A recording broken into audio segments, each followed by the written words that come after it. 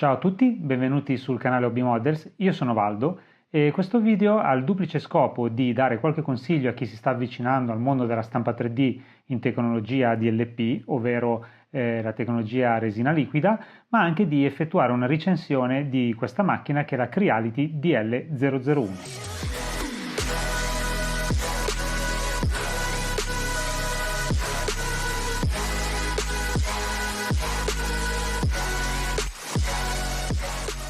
Prima di cominciare, visto che è il nostro primo video, vorrei fare una breve presentazione di che cos'è Hobby Models.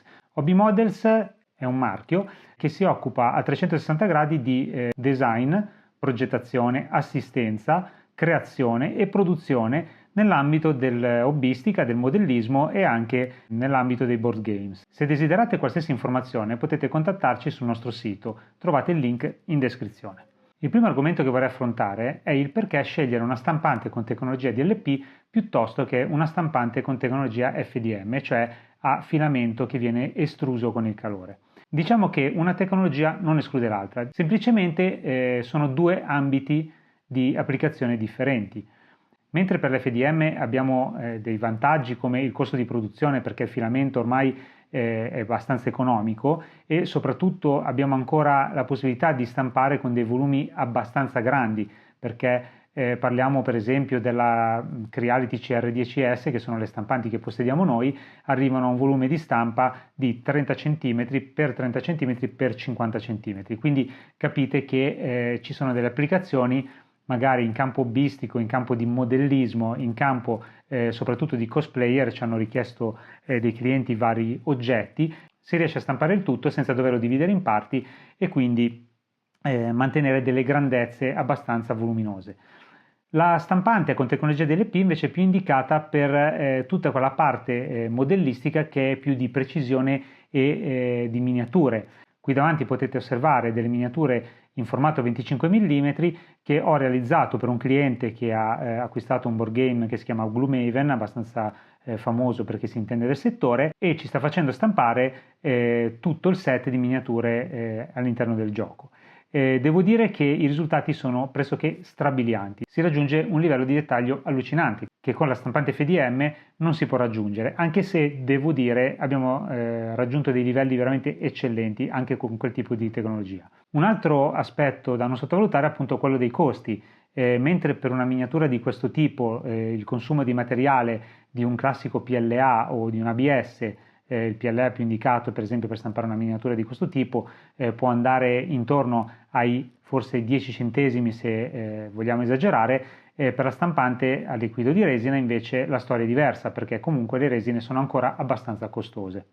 Ma apriremo una parentesi dedicata alle resine. Ora proseguirò il video recensendo questa macchina e nel contempo dandovi dei consigli che sono abbastanza generici, quindi utili per tutti i tipi di stampante di questo tipo. Veniamo a quali sono i punti forti della DL001. Innanzitutto la prima caratteristica che salta all'occhio è il suo costo. Nel momento in cui giriamo il video credo che su Amazon questo tipo di macchina si trovi intorno ai 439 euro. È una cifra che per questo tipo di tecnologia fino a poco tempo fa era impensabile. Adesso sia questa macchina che l'Anycubic Photon si aggirano su questo prezzo. Altre macchine un po' più professionali, chiamiamole così, e poi vi spiegherò il perché, preferisco definire professionali e queste sono forse un po' più level entry, si aggirano ancora su costi abbastanza elevati. Prendendo in esempio la One Hour Duplicator 7 piuttosto che la Formlabs 2, comunque abbiamo bisogno ancora di qualche migliaia di euro per portarcela a casa. Un secondo punto forte di questa stampante è il tetto di stampa. Mentre per le stampanti a filamento siamo abituati a chiamarli piatti di stampa, a me piace chiamarlo tetto di stampa perché semplicemente la stampa a tecnologia DLP avviene al rovescio, al contrario. I pezzi vengono stampati adesi, aggrappati su un tetto di stampa e il tetto, man mano che sale, pucciando l'oggetto nella vaschetta, provvede ad indurire uno strato dopo l'altro. Sono abbastanza certo nell'affermare che questa stampante è l'unica che adotta un sistema di questo genere per quanto riguarda il tetto di stampa. Mentre per tutti gli altri marchi il tetto di stampa viene prodotto in un pezzo unico in alluminio, dove i pezzi partono a stampare direttamente sul metallo, in quel caso è necessario, per non fallire troppe stampe, un liquido che si trova in commercio facilmente. In questo caso io ne ho uno della Monocure, si aggira intorno alla trentina di euro, bisogna praticamente spalmare un sottile strato di questo liquido per far sì che l'oggetto, quando parte a stampare, abbia un'adesione molto molto elevata, altrimenti si rischia che il pezzo non rimanga adeso al tetto di stampa e cada nella vaschetta, quindi facendoci fallire la stampa e di conseguenza sprecando del liquido che purtroppo ha un costo ancora abbastanza elevato. In questo caso la Creality ha creato il tetto di stampa dove l'oggetto che viene stampato parte aderendo a una superficie che sinceramente non saprei definirvi esattamente che materiale è. Per darvi un'idea, ha la durezza di un cristallo, ma anche la porosità un po' come il nylon, quindi è una miscela particolare che loro hanno creato, ma devo dire che questo è veramente il punto di forza di questa stampante. Questo tipo di materiale permette un'adesione pazzesca dei pezzi, si fa veramente molta fatica a toglierli e questo non è un difetto perché con i giusti accorgimenti comunque si tolgono abbastanza bene, ma è soprattutto un grossissimo vantaggio in termini di supporti da creare per gli oggetti che stampiamo, ma anche e soprattutto per non sprecare delle stampe, che è l'obiettivo numero uno di quando si effettuano stampe con questo tipo di tecnologia. Il secondo punto di forza di questa stampante invece è uno strumento di pulizia della vaschetta. Devo essere onesto nel dirvi che non so se le altre stampanti hanno questo tipo di strumento, perché ho fatto delle indagini ma non sono riuscito a capire molto bene. Si tratta semplicemente, attraverso lo schermo LCD touch della stampante, di avere un'opzione che illumina tutta la vaschetta per una settantina di secondi, facendo in modo che tutto il liquido che è ancora residuo nella vaschetta si indurisca. In questo modo basta alzarlo da un piccolo angolo e effettuare quello che viene detto peeling del materiale indurito. In questo modo la vaschetta si pulisce in maniera perfetta, non è più necessario continuare a svuotarla e a pulirla e a riempirla di nuovo, che è una cosa che ci fa perdere molto tempo, una piccola percentuale di resina, ma soprattutto che accorcia notevolmente la vita del nostro FEP. Che cos'è il FEP? Il FEP è un film di Teflon che viene applicato sotto la vaschetta di stampa. Questo film, se lo andate ad acquistare su Amazon, vedrete che probabilmente se mettete il nome della vostra stampante si aggirerà intorno ai 15 euro, più o meno come media. Ci sono di vari spessori, dai 0,05 ai 0,15. Più è fine il FEP, maggiore sarà la qualità di stampa, ma sarà anche più delicato e quindi meno durevole nel tempo. Leggendo vari forum e varie recensioni ho notato che ovunque consigliano di cambiare il FEP ogni 20-30 stampe. Capirete che costando 15 euro ogni 20-30 stampe più il costo della resina comincia a diventare un tipo di discorso abbastanza oneroso. Bene, io vi dico che secondo la mia esperienza personale questo non è necessario. Utilizzando vari accorgimenti come appunto quello del peeling della vaschetta, ma anche altri accorgimenti come non utilizzare per esempio degli strumenti che vengono dati in dotazione, si riuscirà ad allungare la vita del FEP di molto, che accorcerà i tempi di manutenzione ma soprattutto anche i costi. Esaminiamo un po' il materiale che viene fornito all'interno della stampante. Come primo accessorio abbiamo questi simpatici coni di carta che loro consigliano di utilizzare per trasferire la resina dalla vaschetta alla bottiglia e viceversa. Bene, io credo che questi coni monouso di carta siano assolutamente inutili, in quanto se come me molti ci lavorano tutto il giorno e quindi magari arrivano anche ad effettuare una decina di stampe al giorno, capite che questi strumentini, per pur economici che sono monouso, ne dovete buttare via uno ogni volta che fate queste operazioni. Quindi la cosa che io vi consiglio è di munirvi di un bellissimo colino conico che si trova su Amazon. Questo colino è sufficiente tenerlo sopra la bottiglia mentre si sta svuotando la vaschetta. Essendo conico, la resina che colerà sarà concentrata nella parte inferiore, quindi non disperderete, non perderete nessun materiale e rimarranno tutte le impurie dentro il colino, cosa che con il cono di carta non si poteva fare. Quindi munitevi di questo strumento che è molto utile. Un secondo strumento che vi viene fornito all'interno della confezione è la spatola di ferro. Questo è uno strumento indispensabile perché con questo strumento andremo a staccare i pezzi dal tetto di stampa. Mi raccomando, fate molta attenzione alla lama di questo spatolino perché ha un senso. La parte completamente piatta è quella che dovrà andare a contatto con il tetto di stampa, mentre invece la parte leggermente smussata sarà quella che farà sì che il pezzo si stacchi più agevolmente. Se facciamo il contrario, probabilmente rischiamo di spezzare il pezzo e ottenere un cattivo risultato. Un secondo strumento che ci viene dato all'interno della stampante è la spatolina di plastica. Se guarderete il video che si trova sulla chiavetta USB che forniscono insieme alla stampante, ma anche che trovate su YouTube sul canale della Creality, loro dicono di utilizzare questa spatola per pulire tutti i residui incrostati della vaschetta. Bene, questa è una cosa che non dovete assolutamente mai fare.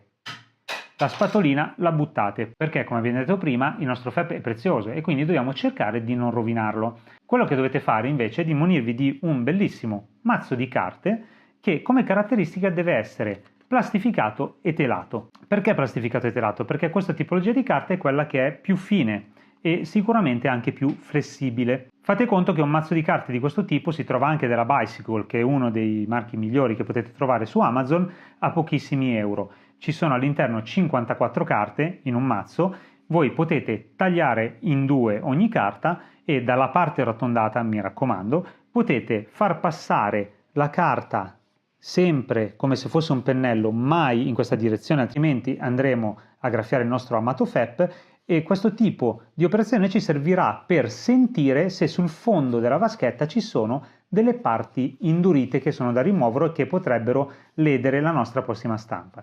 Se così fosse, noi prendiamo questa metà carta, la gettiamo, svuotiamo la nostra bella vasca con il nostro colino conico dentro la bottiglia, azioniamo l'opzione di pulizia della vaschetta, aiutandoci sempre con la carta andremo nell'angolino a fare un peel di tutto il materiale che si è solidificato e vi assicuro che dopo questa operazione la nostra vasca è pulita come se fosse nuova. Vi garantisco che io con un singolo FEP sono arrivato a fare un'ottantina, una novantina di stampe e ancora sto andando avanti. Oltretutto i FEP che sto utilizzando li ho trovati non con la spedizione Prime ma con una spedizione normale, ma arrivano in tempi ragionevoli di una settimana a 10 giorni a meno di 2 euro l'uno. Ovviamente tutto il materiale che vi sto mostrando vi darò poi in descrizione i link per poterli acquistare. Un altro strumento che trovate all'interno della nostra stampante sono dei guantini in lattice monouso. Anche questi assolutamente inutili, perché quando li estraete, quindi li rivoltate, la parte utile che è andata a contatto con la resina non dovreste più toccarla con le mani. Quindi ogni volta che maneggiate un oggetto, che dovete staccarlo dal tetto di stampa, eccetera, dovete buttare via uno di questi guanti. Quello che io ho fatto è semplicemente acquistare il classico guanto in lattice 100% che si usa per lavori domestici. Attenzione perché trovate dei guanti praticamente identici che però non sono in puro lattice 100%, sono in un altro materiale che adesso non ricordo, ma l'importante è che voi utilizzate guanti in lattice puro 100%. Vi dico questo perché per l'uso prolungato con l'alcol isopropilico questo tipo di materiale non si deteriora mai. Altro strumento utile che trovate all'interno della confezione è il famoso tronchesino. Questo vi servirà per tagliare i supporti dai vostri modelli. Ecco, mi raccomando, apro una parentesi molto importante. I supporti degli oggetti che stampate rimuoveteli sempre prima dell'UV chamber. Dopo vi spiegherò a che cosa serve. Un altro strumento che trovate all'interno della confezione è questo tipo di mascherina che vi mettono a disposizione. Bene, anche questo strumento è assolutamente inutile. Perché vi dico questo? Le resine con cui andiamo a lavorare quotidianamente hanno delle esalazioni abbastanza forti e sicuramente hanno anche un grado di tossicità abbastanza importante. Sulle confezioni sono riportate tutte queste cose. Io quando vedo recensioni online su YouTube non sento mai nessuno che ne parla, forse qualcuno ha accennato a uno sgradevole odore. Bene, questa è una cosa da non sottovalutare, soprattutto se ci lavorate tutti i giorni. Quando poi parleremo delle resine sarà un po' più specifico, ma vi dico che questi tipi di mascherine che vi mettono all'interno delle confezioni sono delle mascherine antibatteri che si usano in chirurgia, negli ospedali, insomma per evitare infezioni o contagi virali. In questo caso non servono assolutamente a niente. Quello che serve in questo caso è quello che viene denominato respiratore. Lo potete trovare su Amazon, lo potete trovare anche all'Leroy Merlin. Questo è uno dei più economici, usa e getta. Nel nostro caso questo tipo di respiratore, se ben curato, si può usare anche una quindicina di volte, benché siano indicati per monouso, ma sono monouso quando si viene a contatto con altre sostanze molto più intossicanti. Quindi vi consiglio di munirvi dell'attrezzatura corretta, perché con la salute non si scherza. Se volete fare le cose fatte bene e avete un ambiente con molte macchine, ok, vi consiglio di acquistare un respiratore professionale, che sono quelli più grossi con i due filtri laterali. sono abbastanza costosi, ma poi cambierete solo i filtri laterali magari una volta ogni 2 settimane. Quindi purtroppo questa è una cosa con cui bisogna fare i conti e da mettere in preventivo se si vuole lavorare con questo tipo di tecnologia. Veniamo ora invece agli strumenti che dobbiamo acquistare separatamente. Cosa molto utile, un pennello qualsiasi, anzi il più economico possibile meglio è, perché verrà veramente maltrattato e verrà imbevuto nell'alcol isopropilico per sciacquare il grosso delle nostre stampe appena tolta dalla stampante. Per fare questo tipo di lavaggio iniziale munitevi di una vaschetta di vetro possibilmente con una guarnizione delle chiusure, così l'alcol isopropilico che avete all'interno sia all'inizio quando è pulito ma anche dopo che andrà contaminato parecchio con tutta la resina che laveremo via dalle nostre stampe rimarrà chiuso, stagno, non emetterà esalazioni e soprattutto non si asciugherà l'alcol isopropilico in modo che potremmo utilizzarlo più volte. Un'altra cosa che è da acquistare assolutamente è una lavatrice ultrasuoni come questa. Si trova su Amazon a circa una cinquantina, una sessantina di euro. Come vi ho detto prima vi metterò il link di tutto in descrizione e praticamente serve dopo aver sgrossato il grosso di resina residua dalle nostre stampe, dopo aver spatolato via gli oggetti dal tetto di stampa, li metteremo all'interno di questa lavatrice ultrasuoni dove c'è sempre dell'alcol isopropilico all'interno. Si effettuerà un lavaggio di 3 minuti per pulire tutte le parti più interne e più fini che non riusciamo a raggiungere con il pennello.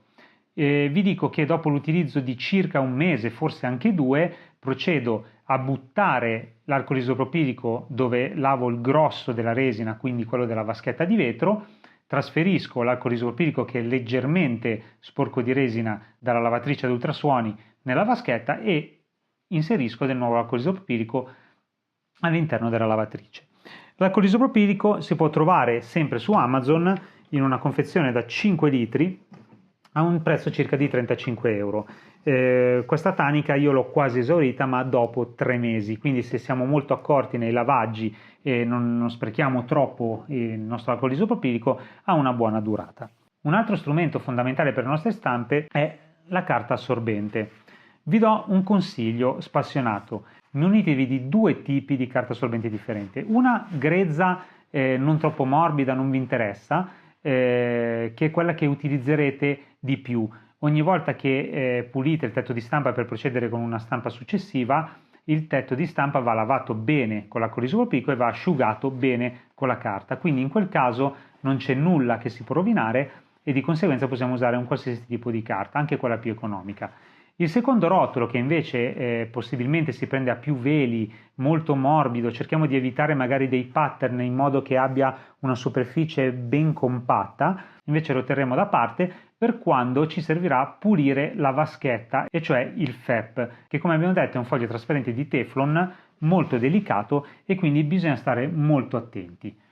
Quando si pulisce la vaschetta si inserisce un po' di alcol isopropilico all'interno, si lascia agire per un paio di minuti, magari con l'aiuto del pennello andiamo sui lati della vaschetta a cercare di rimuovere tutti i residui di resina, facciamo questo lavoro un paio di volte, dopodiché procediamo ad asciugare con il nostro rotolo di carta di qualità superiore. Ed ora veniamo invece a tutti i difetti che purtroppo questa stampante ha, perché è vero che ha un costo abbastanza contenuto, ma è anche vero che c'è un motivo.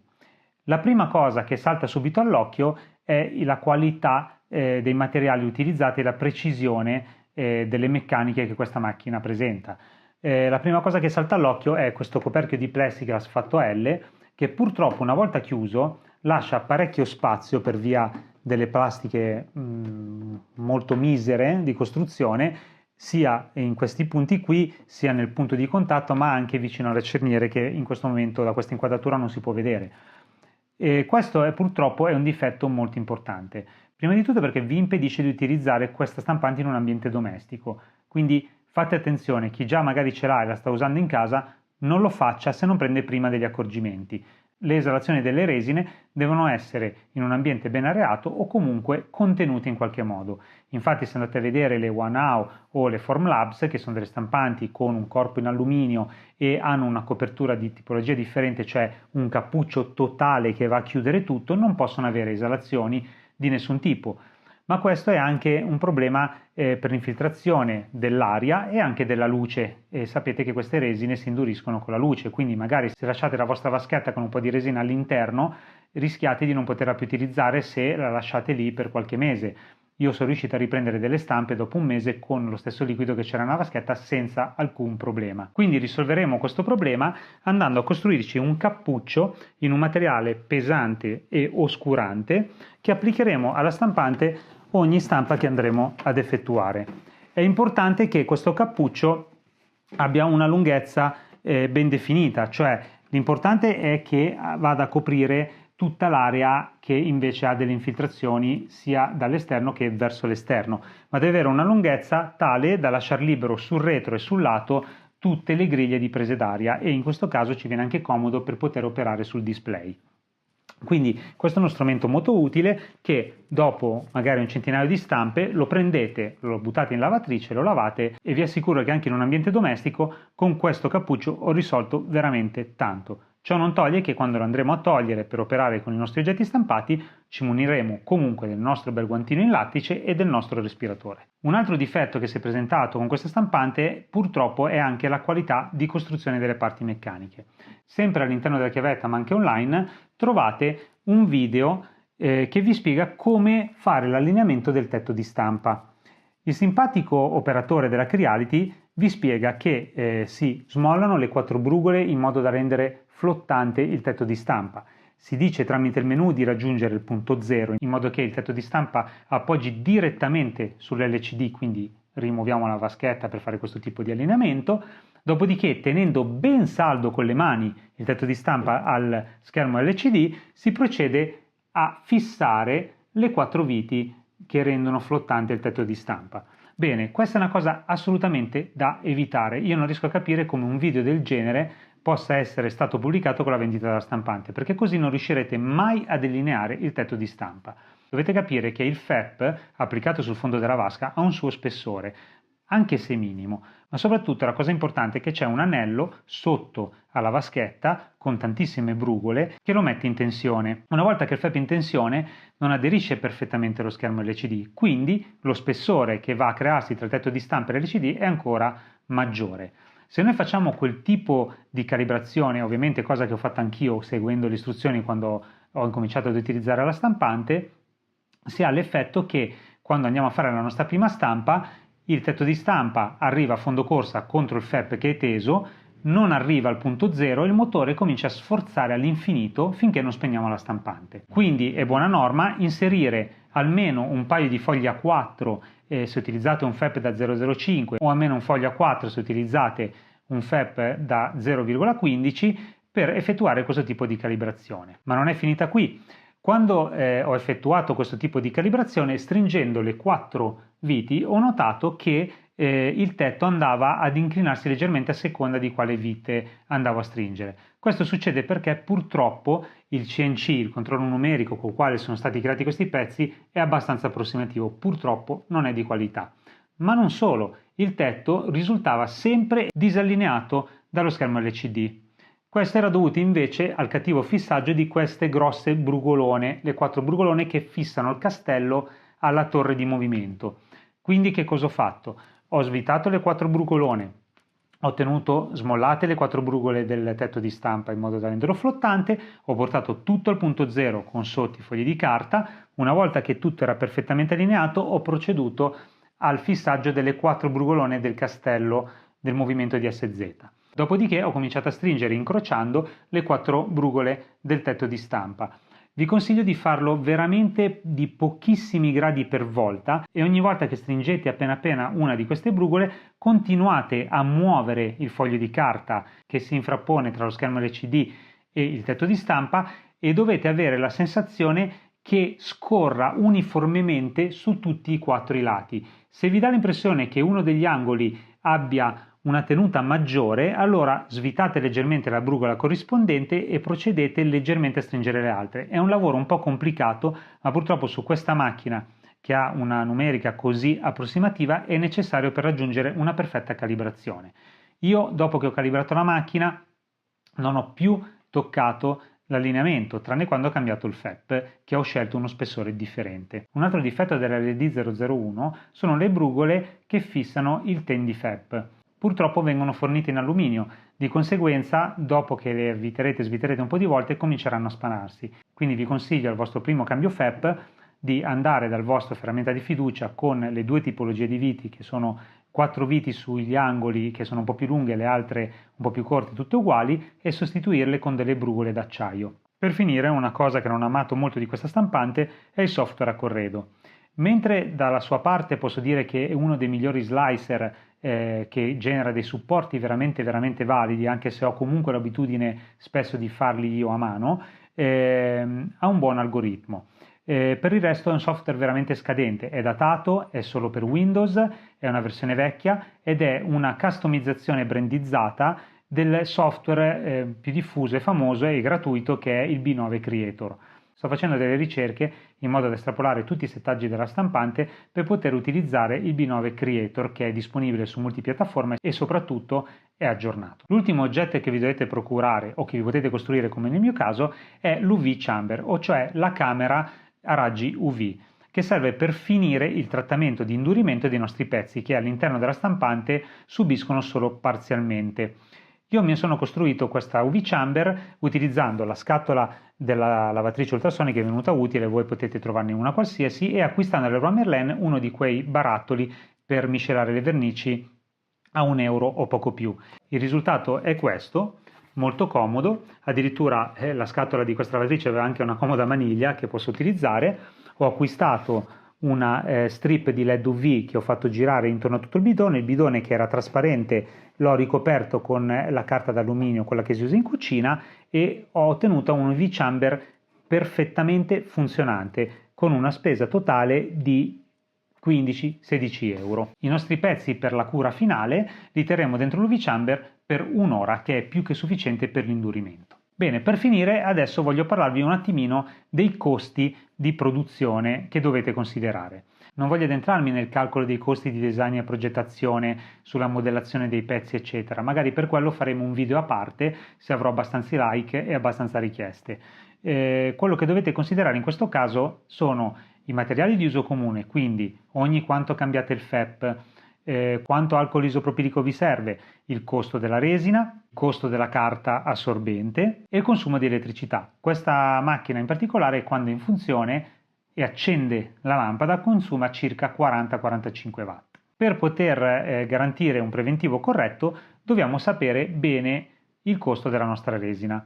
Il mio consiglio è quello di produrre un prototipo, di pesarlo appena uscito dalla stampante su un bilancino professionale. Mi raccomando, fatelo prima di rimuovere i supporti, perché anche quello è materiale che utilizzate per stampare il pezzo. Dopodiché aggiungete sempre almeno un 10% del peso, perché quando rimuovete il tetto di stampa dalla vaschetta molta resina rimane sul tetto di stampa e andrete a lavarla via, ma è resina che consumate. Una volta stabilita la grammatura del pezzo sarà facile, secondo quanto avete pagato, il litro o il mezzo litro, ricavare il costo di stampa. Per finire vorrei parlarvi delle resine. La prima resina che ho provato ad acquistare è stata la Monocure. La Monocure Rapid è una resina che devo dire eccezionale, rende veramente bene, ha dei tagli ottimi, ha un costo di circa 90 euro il litro. Ecco perché prima vi dicevo che ci sono delle considerazioni da fare quando si mettono a confronto la tecnologia di stampa DLP con quella FDM.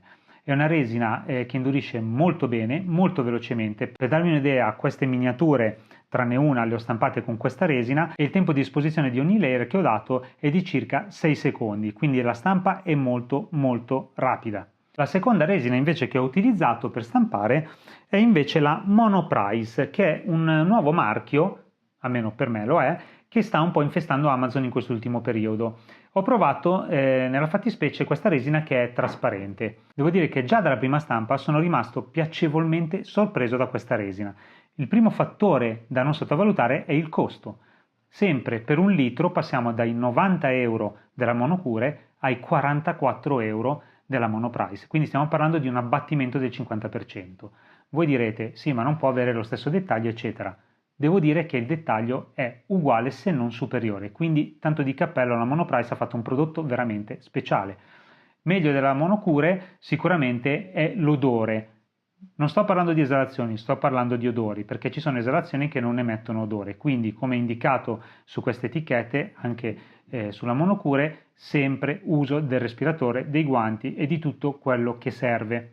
Ho voluto provare la resina trasparente per avere un'esperienza differente. Quella della monocure era una resina bianca, questa è trasparente. Vi elenco quali sono i pregi e i difetti di avere una resina colorata piuttosto che una resina allo stadio naturale.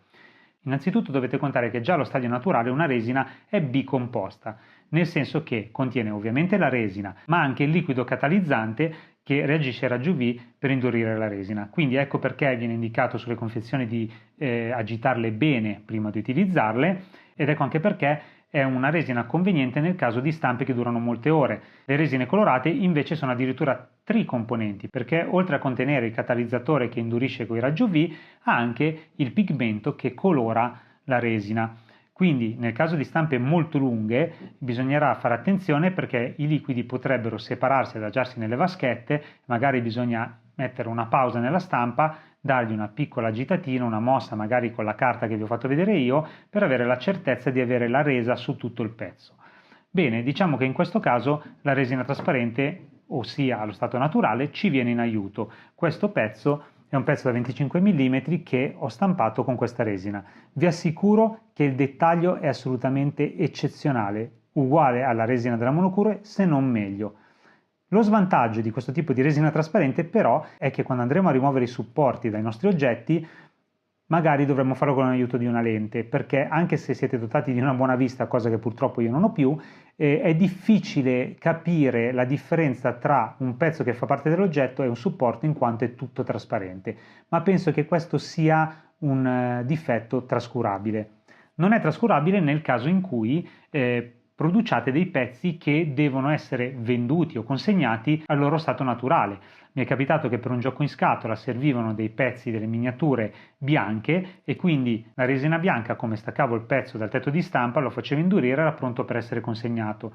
Ovviamente in questo caso non può essere fatto, perché andrebbe verniciato, e comunque la vernice è una cosa delicata, bisogna utilizzare dei primer appositi per la resina in modo che, se l'oggetto viene manipolato spesso, non si consumi. Quindi nel caso delle miniature invece la resina trasparente è indicata, perché di base comunque vanno dipinte e quindi gli viene dato un primer. Bene, siamo arrivati al termine di questo video, spero di avervi comunicato qualcosa di interessante, spero di ricevere tanti like in modo da poter fare altri video, e vi ricordo che tutto il materiale che vi ho mostrato sarà presente in descrizione, così potrete vedere dove reperirlo. Se poi volete conoscere alcuni trucchi, come stampare delle miniature per i giochi di ruolo o per i board game a 25 mm, oppure come stampare sulla stampante FDM su vetro senza l'aiuto di nessun tape o nessuna colla particolare, oppure sempre sulla stampante FDM come stampare una sfera perfetta in un pezzo unico. Insomma, qualsiasi cosa vogliate chiedere, fatelo nei commenti e cercherò di accontentarvi.